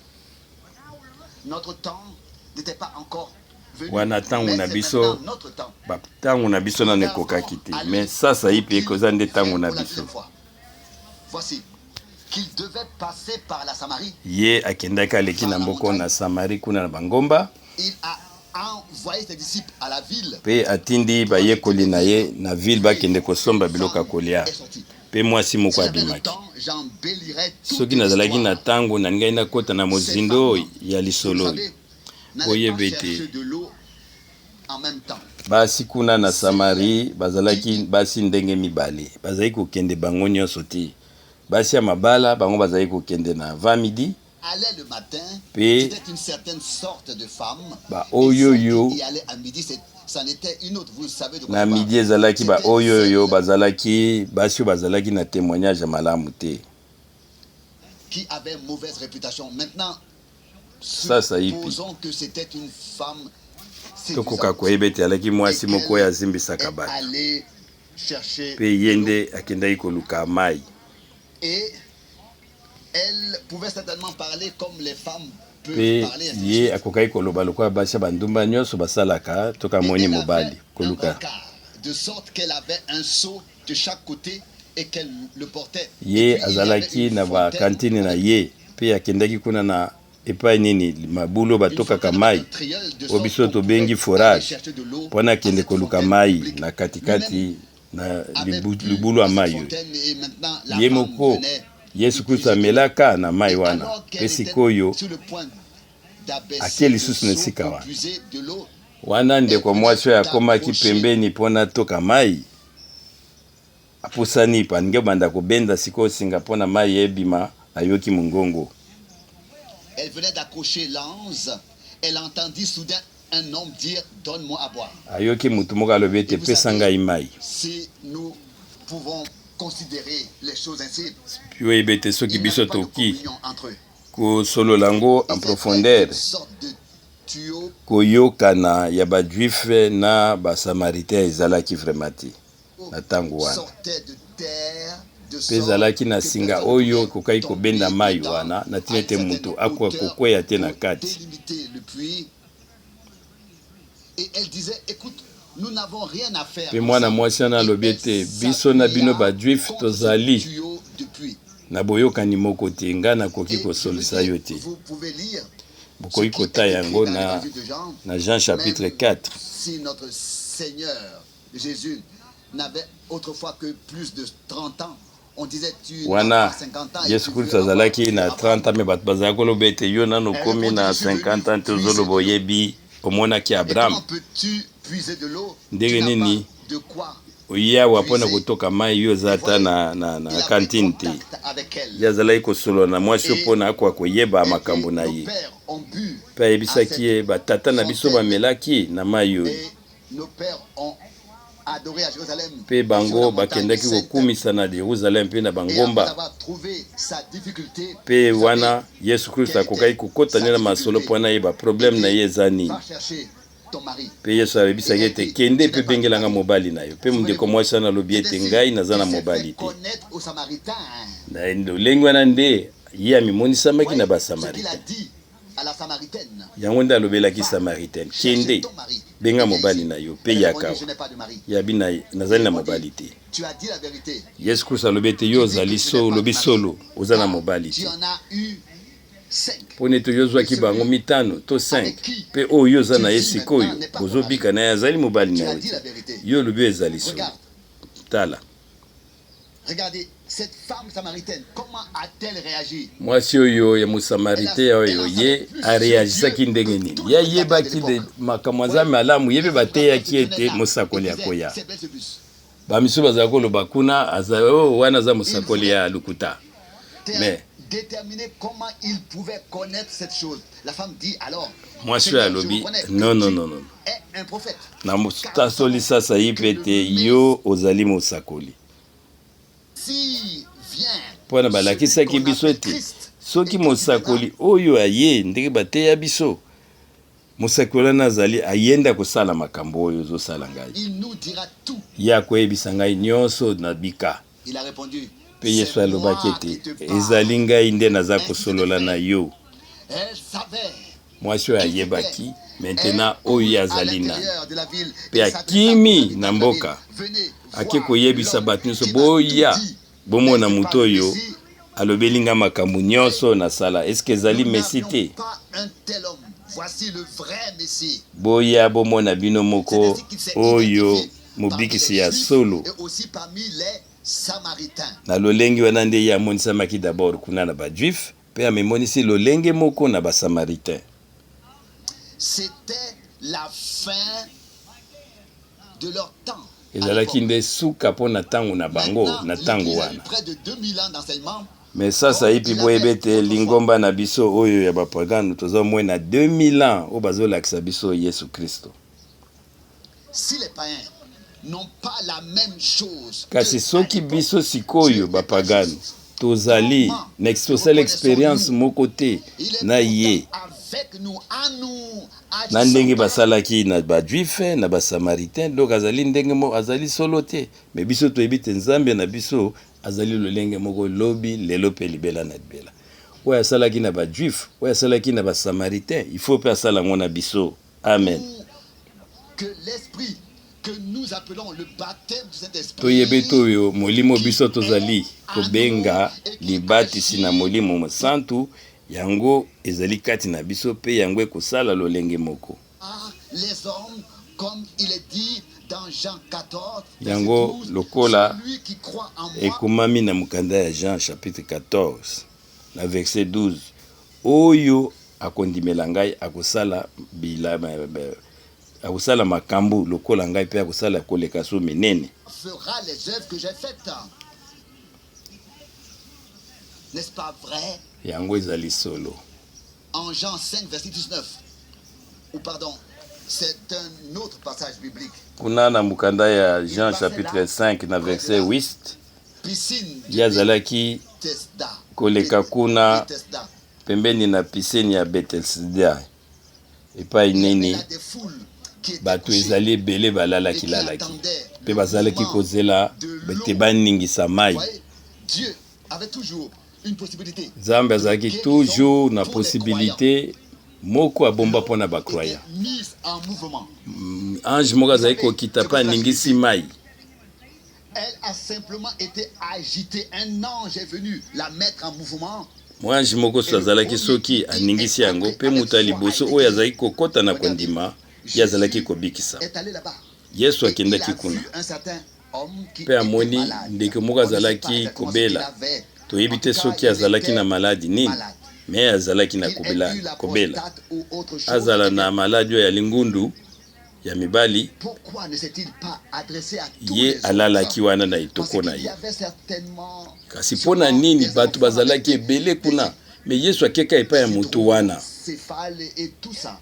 kuna motu wana azalaki na pasi mingi parce que bano peut-être na mboka wana baza bano oyo baza na éducation mabe te moyen aloba problème na ye te aza kobela sino te banda koseka ye mpe avandaki ne kaka ndenge wana moto akosalisa ye aza te Quelqu'un d'autre entre et soudain il entend ces mots. mbala moko ayoki motu wana ayoki kaka boye zwa etoko na yo telema mpe bima kende mpe azwi etoko na ye atelemi akei ezalaki mokolo oyo ya saba to mokolo oyo ya yenga mpo na bango oyo ya kopema ye abongwani te azali kosala mpe lolenge moko wana lelo soki motu moko aye lelo kati na yesu kristo soki ndeko moko aye lelo mpe azali na lingundo to maladi moko ya mabe ozomona soki ata motu moko abukana makolo ata ndenge nini kana ye bokoka kondima ete yesu kristo azali lolenge moko ye alobaki na Jean 5:19 solo solo nazali koloba na bino solo solo ale elobi te amen ve amen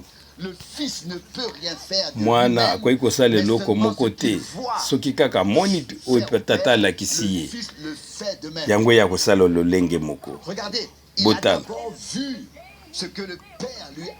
ye yesu kristo amonaki d'abord na nzela ya vision lokola na television likolo ya mokakatani wana kasi lelo oyo azali kosala mpe lolenge moko wana kaka pa na nzela molimo moko wana biso tondimi ye na nzela ya molimo santo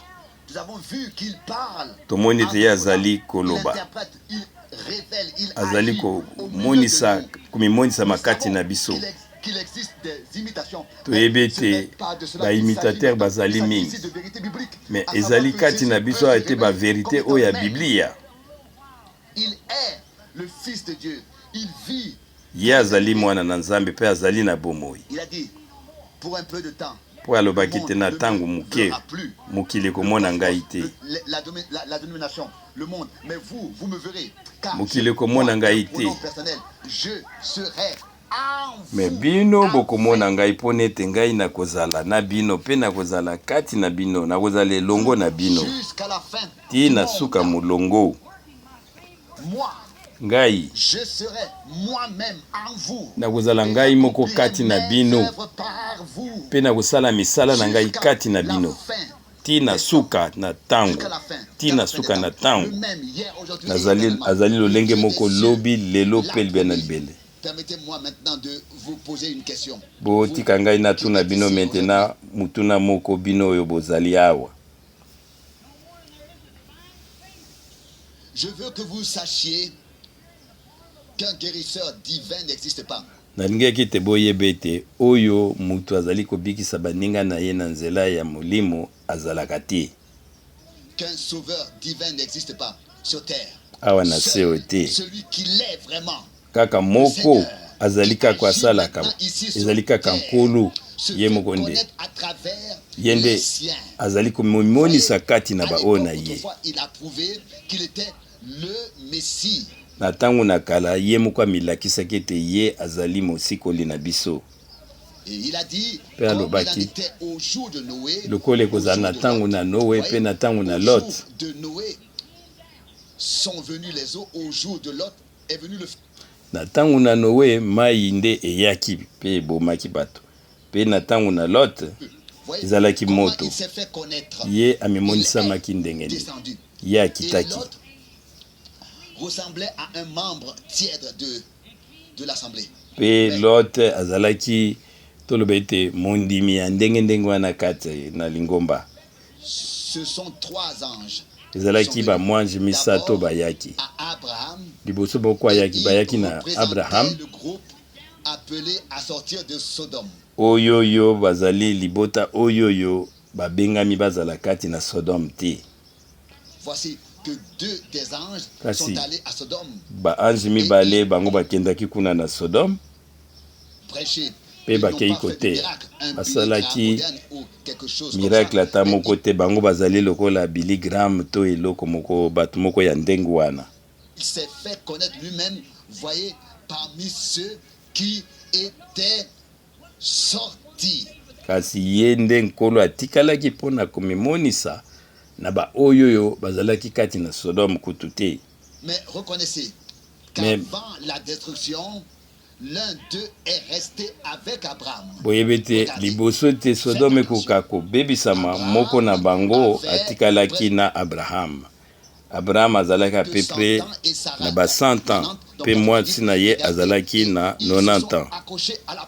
Kasi bango bakangamaki na elaka oyo Nzambe apesaki bango. Pe na tango na ye nkolo ayaki. Bango yebete nkolo azali koya komimonisa na ba oyo bakangami na elaka oyo apesi bango. Kasi ye mena ayaki epai ya Abraham, bazali kosolola na Abraham, mokongo na ye etalaki kuna epi na cuisine pa bengi epai mwasi ya Abraham azalaki na kati na ndako azalaki kolamba. Yende oyo achangeaki kombo ya Abraham pe relevé na Abraham pe liboso ezalaki Sarai sikoyo ekozali Sara. Sikoyo ye azalaki kosolola na Abraham ndenge asalaki ete kolakisa ete ngai nde na achangeaki kombo wana. Pe ye Sara azalaki kuna na tante. Ezalaki elaka. Alobaki na Abraham, na ngai nakoya kotala yo kokokana na elaka oyo napesaki yo. Et il a dit, ta femme aura cet enfant. Pe ayebisaki Abraham ete Abraham, mwasi na yo akozwa sikisiki mwana wana ngai na pesaki yo elaka. Pe mwasi azalaki kuna na nsima na cuisine azali kolamba. Pe azalaki koseka na lolenge na ye moko. Pe ye wana azalaki mokongo na ye azalaki kobaluka. Sara azalaki na nsima ya alobi ete mpona nini biso tokosolola mwasi na yo kuna azali koseka. Ce qu'elle avait fait dans la tente derrière lui. Ye ayebaki eloko nini ezali koleka na nsima mokongo na ye. Quand Abraham était sur son chemin, il savait qu'il parlait à Dieu. Pe wana Abraham bazalaki kosolola na ye, Abraham katanaki na motema na ete oyo tozosolola na ye yawa ye nde azali Nzambe. Mpona ndenge ayebaki makambo nini ezoleka na nsima. Yenda azali naza na posa na présence ya le tout puissant Nzambe na nguya nyonso, le tout satisfaisant oyo aza kokokisa makambo na ngai nyonso mena naza na ye awa lesasa yipi. Pe ekomami ete ndenge moko ezalaki na tango na Lot, yango pe ekozala na tango na mwana na moto. Pe la Biblia etatoli ete oyo wana azalaki koyeba makanisi ya Sarai azalaki Nzambe. Pe ezali lolenge moko Nzambe azali kosala na tango na suka oyo liboso ete mokili oyo ebebisama.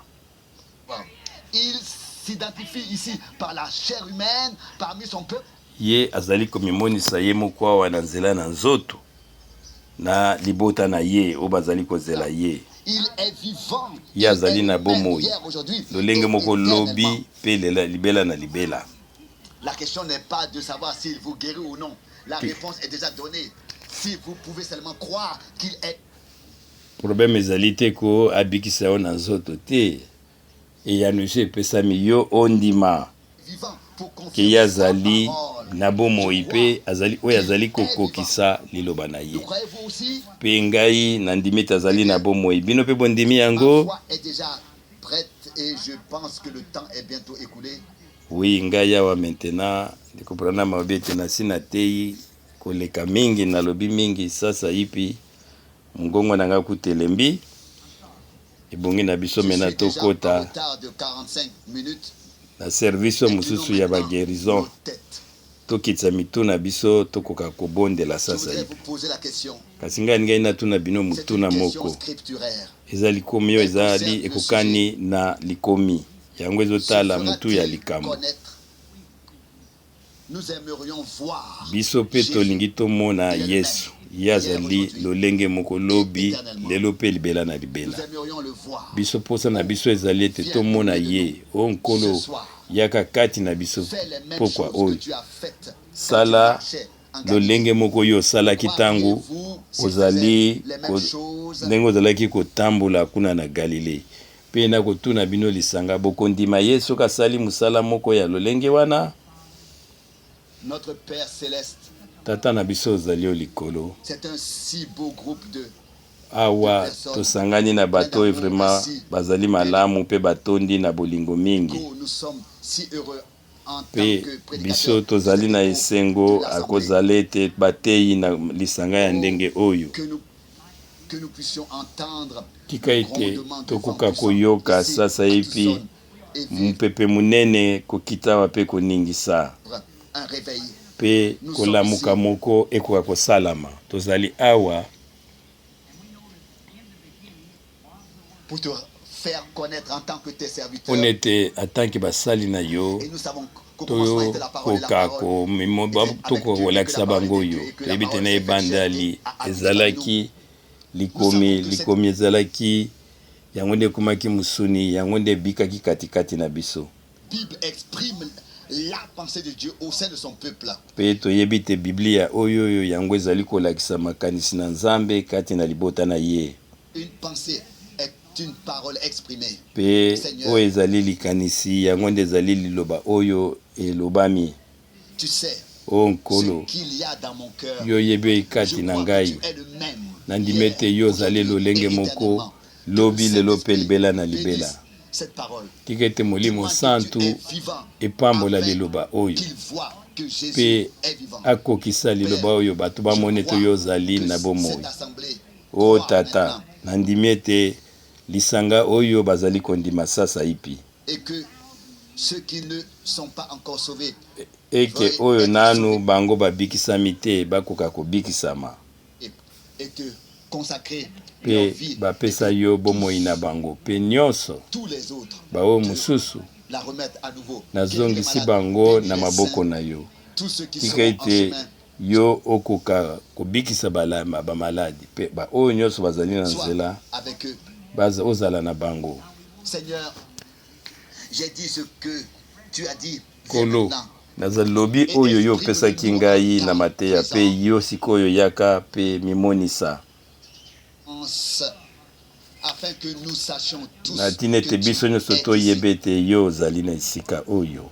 Seigneur, puisse Kolo chacun de nous que tika nous ete marchions sur la route, moko na moko que nous soyons où que oyo nous soyons, tozali epai nini tozali ata na faire nzela tout ce qui te plaît. tokoka Tu nous kosala vois. oyo Seigneur, sans toi, ezali rien ne malamu peut arriver. mpona C'est ete totalement yo ozali impossible. komona biso Fais-le. kokisa Toi-même, liloba na yo maintenant. nkolo yo moko. Nous avons Sasa ipi distribué des cartes de prière tokabolaki tous les jours. bakarte de priere lo Et nous ndenge ne tosalaka pouvons pas yango les appeler tous en mpe même tokoki kobenga temps, bato nyonso te na ntango mais moko nous voulons en appeler quelques-uns kasi tolingi maintenant tobenga et prier ndambo ya bato pour. mpe tokoka kobondela mpo na bango. Maintenant, soyez silencieux. Sasa ipi Soyez bovanda kimia vraimen na liboso na recueillis, Nzambe priez. pe boza na position ya kobondela oyo na mulongo ya bosambela bino boyebi ete ngai nayebi bino te bino mpe boyebi ngai te soki ezali lo ndenge wana botombola misa maboko na bino tala bato ebele bayebi ngai te ngai mpe nayebi bango te toyebani te ngai mpe nayebi bino te soki yesu kristo azali na bomoi biso tolingi tomona ye soki ye azali kobika na motema na ngai ndenge tozali koloba bamiso bakoloba oyo ete nazali koyeba makanisi ya bato na oyo ezali mayele ya mokili ezali ndenge wana te ye azali lolenge moko lobi lelo mpe libela na libela likomi nde ezali kokokisama nasimbi biblio na maboko na ngai kotalaka mwana na ngai ya mobali ndeko Toni nayebi lisusu mutu mosusu te oyo nayebi na esika oyo mpe nayebi mpe président ya homme d'affaires ya plein évangile ye nde oyo azali na ngawa mpe bango baza na famille bauti na Indiana bango kaka nde nayebi na esika oyo kasi makambo mosusu nayebi te mpe bamisusu kuna nayebi bango ata te ndeko mwasi wana ngai natelemi na esika oyo mpe bateyi mosusu bazali zingazinga na ngai ngai nateyi bino ete biblia ezali ya solo mpe yesu kristu apesa signe na ye ya lisakoli mpe biblia etatoli ete ye azali lolenge moko lobi lelo mpe libela na libela mpe alobaki te misala oyo ngai nazali kosala bino mpe bokosala yango mpe soki ezali ndenge wana nazali kobondela bino ete mutu nyonso oyo azali mosumuki aya liboso wana na etumbelo apesa bomoi na ye kati na yesu kristu mpe bino nyonso bokondima libiki na bino ata epai ovandi ata oye liboso te basali mosusu bazali awa bavandi pembeni na ngai ngai azali moteyi te nakokoloba ndenge wana eza bato batangi mingi makambo na nzambe bazali awa ngai natangi na ngai mingi te makambo ya nzambe nayebi biloko wana te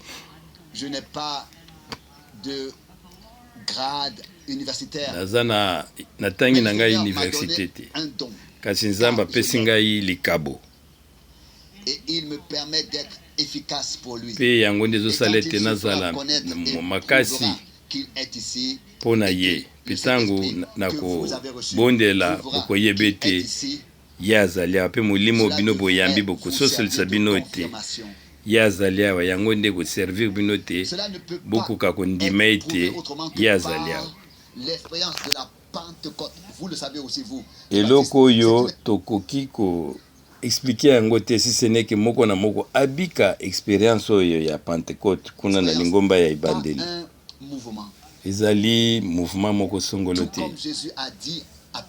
lokola yesu kristo ayebisaki petelo mpe ayebisaki ye ezali makila mpe mosuni te nze oyo nzambe amonisi ya makambo oyo kasi ezali tata na ngai azali na likolo mpe bokonzi na mabe ekoki kopusana pembeni na awa na biso te mpe mwasi oyo azali pembeni awa soki ndeko soki yesu kristo asosolisi biso makambo na mwasi oyo boni bato boni bokondima lobiko na bino na nzoto epai bino bovandi bokoloba ete ndeko Branham biso toyokaki yo koloba ezali makambo ya sika te mpo na ngai kasi soki yo olobi ya solo nzambe akozala nsima makambo wana mpe akokokisa yango tika ete ya sosolisa yango sasa yipi mpe ye akoka kokokisa liloba ne ete ezali solo mwasi oyo azali liboso na ngai ngai toyebani te ye atombolaki loboko na ye mpo na kolakisa ete ngai nayebi ye te ye mpe ayebi ngai te kana nakutana na ye te nayemi na bomoi na ngai tozali baétranger et une femme moko qui likolo se na likolo. rencontrent pour la première fois. Tala Quand mwasi le moko pe Seigneur Jésus mobali a rencontré la femme au puits, bakutani dans l'évangile de Jean. mbala liboso lokola kuna na evangeli ya Jean. Yesu Kristo akutanaki na femme samaritaine. Une image biblique. Oyo ezali lolenge moko vraiment ya Bible ndenge sololaki et lui demanda yango nde ezosala mawa. Yesu atunaki ete ndeko mwasi pesanga mai ya komela. Puis, lorsque le Père lui eut révélé Pe ntango tata amonisaki posa makambo ya mwasi oyo pe ayebisaki ye pe ya sosolaki ete ye azali mutu na nzoto te ye wana ezalaki nde bunzambe pe ndeko mwasi ngai toyebani te. Me ngai nayebi ete molimo na nzambe ezali awa ndenge molimo elakisi ngai te yo ozali mondimi, yo ozali mwasi oyo te atelemaka na banzela kolukaka mibali te te mwasi oyo ya ndumba te yo koki kozala eplikate me ngai nakwa oyeba yango te me molimo ezoloba na ngai te yo ozali mondimi. Kasi sasa yipi soki ekokisami mpe nkolo ayebisinga problème na yo pasi na yo ezali nini ezala oza na problème na ndako soki nkolo ayebisi ngai te ngai nakoyeba yango te.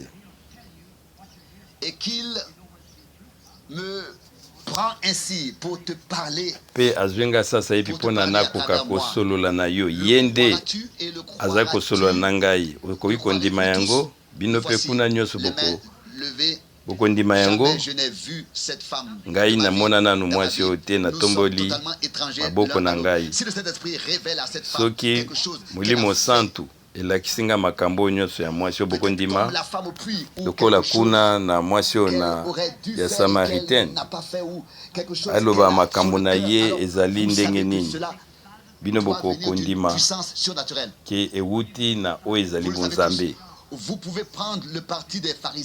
Bokoki kozwa ndenge bafarisien bazalaki koloba bozoseka o wana ezali makambo na nzambe te me kabotika molimo santu eloba. Bino bozali kokipe na technique bokeba ta mosusu nazoloba makasi mingi bomoni epai navandi ngai navandi na liloba na ye mpe nazali kotatola yango ezali ya solo ye nde akokokisa yango. Namoni makambo oyo ebele na Gombe na Inde bato bazalaki ebele na Afrique du Sud bato bazalaki ebele 30,000 lote mosusu 25,000 me bato nyonso babikaki na mbala moko bango bazali kokumisa bikeko ntango na bango ya kala. Kasi nzambe amimonisaki kati na bango amimonisaki kati na bango mpe 25,000 miracle esalamaki mbala moko ngai namonaki yango na misu na ngai. Sasa epi biso tozali bato na nzoto moko na moko abotami na esika na ye nasolola na mwasi oyo nayeba soki nzambe akolakisa ngai makambo na ye. Ngai nayebi yo te ndeko mwasi.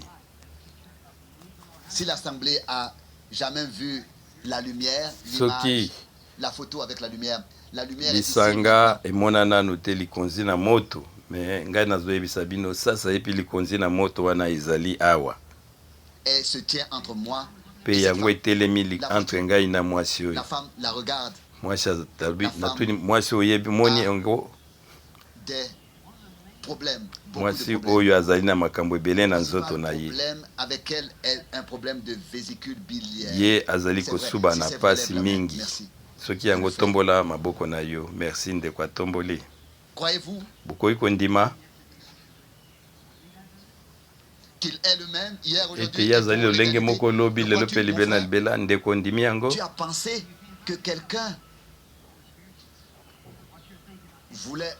Ou bien a pensé que tu l'avais inventé. Non, un instant. Ndeko. Jésus a reconnu sa pensée. Ndeko moko akanisaki ete mbuka azokanisa ete ngai nazokanisa kosala yango na mayele oyo ya mabe te Yesu Kristo azali koyeba makanisi ya moko na moko awo. Dieu a reconnu sa pensée. Jésus est avec nous. Je ne te Yesu connais Kristo pas. azali na Je peux esika me oyo. dire qui tu es. Yesu Alors, akokoloba toutes na les ngai questions yo ozali auront une ne. réponse. Pe Madame ba question na yo nyonso tu peux tu rentrer chez toi. ezali Jésus kozwa ba t'a guéri. réponse. Madame kombo na yo Madame Olman zonga na ndako na yo pe Yesu Kristo abikisi yo.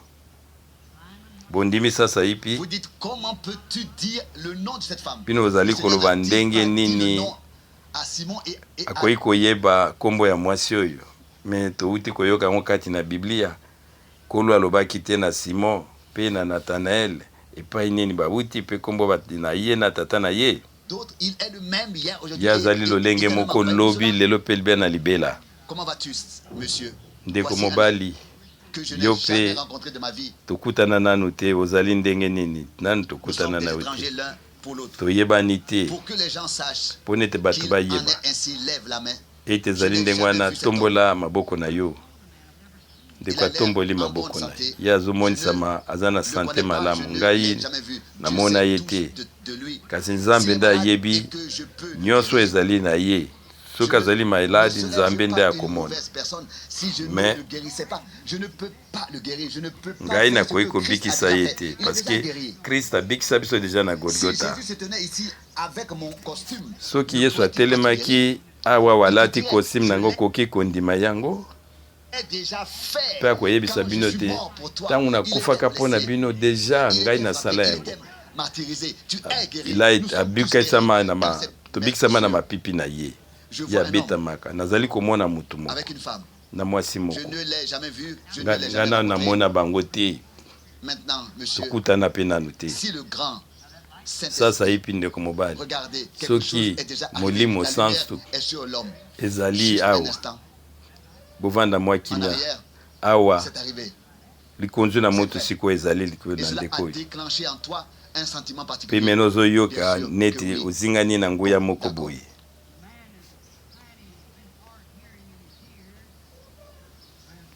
Cet homme est un peu dur d'oreille, ndeko oyo azoyoka matoi nayokaka bien te kasi il a aza été opéré d'une fracture qui n'est pas guérie. aye akweyaki na mutu mpe mutu yango baoperaki me abika te. Vous croyez? ndeko Eh bien, ndimi yango voyez, bwi ndeko je ne andimi devine pas ces choses. ngai Elles naza sont vraies. kokanisa yango te na makanisi ya Il a kisoloka quelque te. chose sur le cœur. aza na eloko mosusu na Vous motema na verrez si ye c'est Dieu ou pas. okoyeba soki ezali nzambe to te. aza na eloko moko na motema na ye Quelqu'un est à la réunion mpe nazomona mutu moko azali na kati na réunion eza mwasi na ye. et elle est mal au mwasi na ye azali na pasi mingi kasi bino mibale bobikisami na nkombo na Yesu Kristo bozonga na ndako na bino bobiki. Bondima bozala na duta ata moke te bondima boyebi ete nyonso ezali possible na oyo ya kondima. ngai nazali mobikisi te kasi Yesu Kristo ye moko nde azali kokakisa ete koloba kokokisa ete ye azali awa. ndeko mwasi mosusu azali awa présent ye azali lokola azali métis mélange ya bamexicain na baindien. ye azali na attention aza komata makasi kolo yokela ye mawa. ndeko mwasi Yesu Kristo abikisi yo.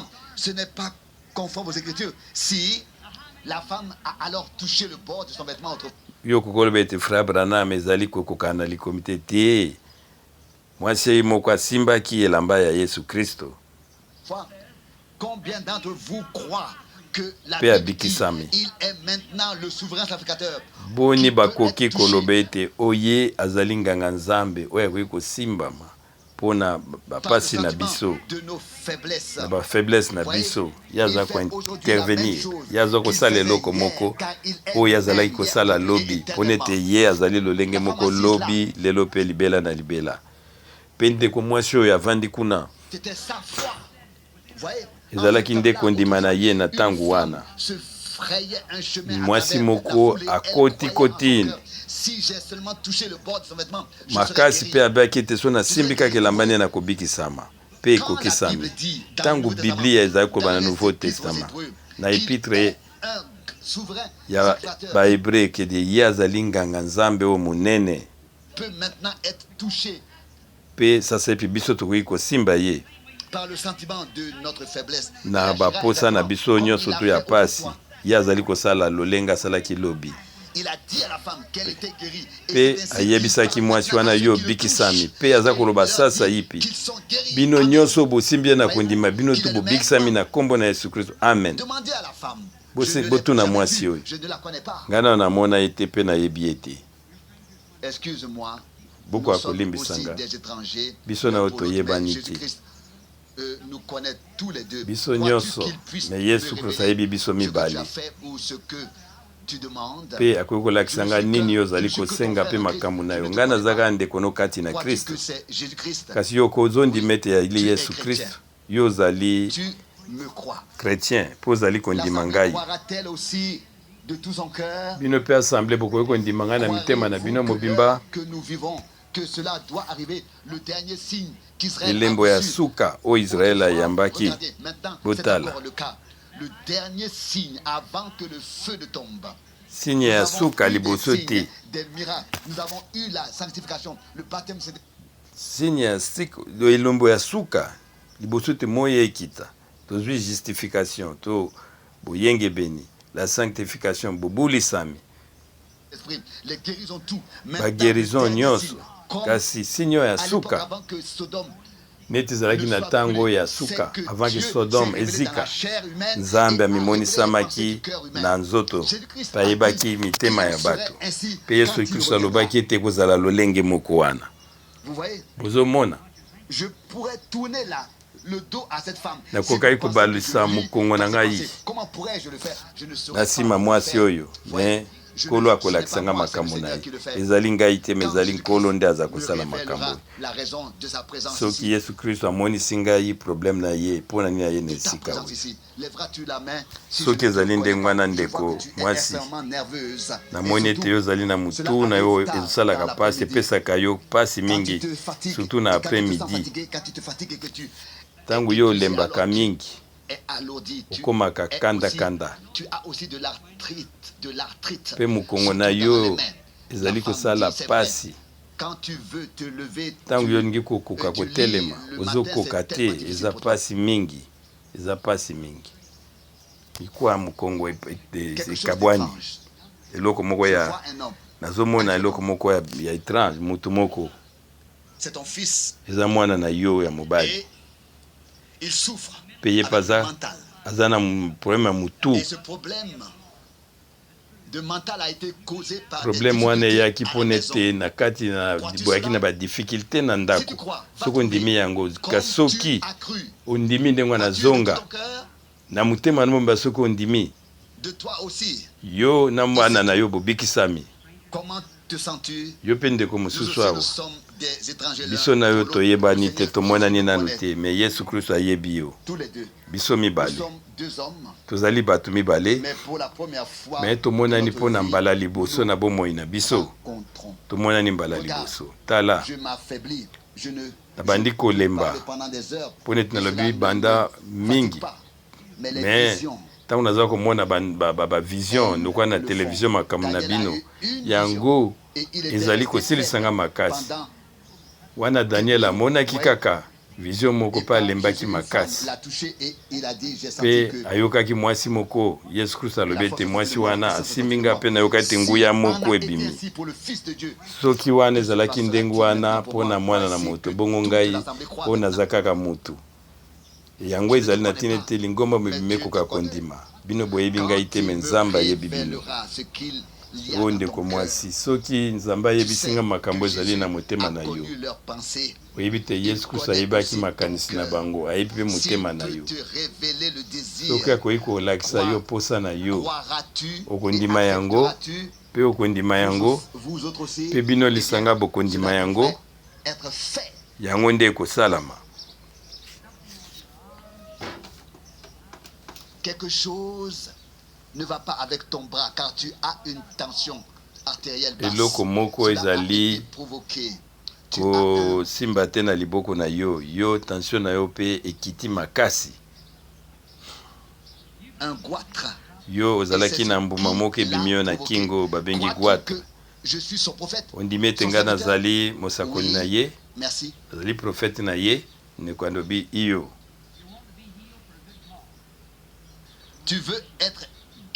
yo olingi kobikisama mpona ete yo okende okuma missionnaire mpe okende koteya sango malamu ndima na motema no mobimba bikisama sasa ipi mpe kende okoma posano ekokisama bondimi yango bondimi sikoyo ete ye azali lolenge moko lobi mpe libela na libela sasa ipi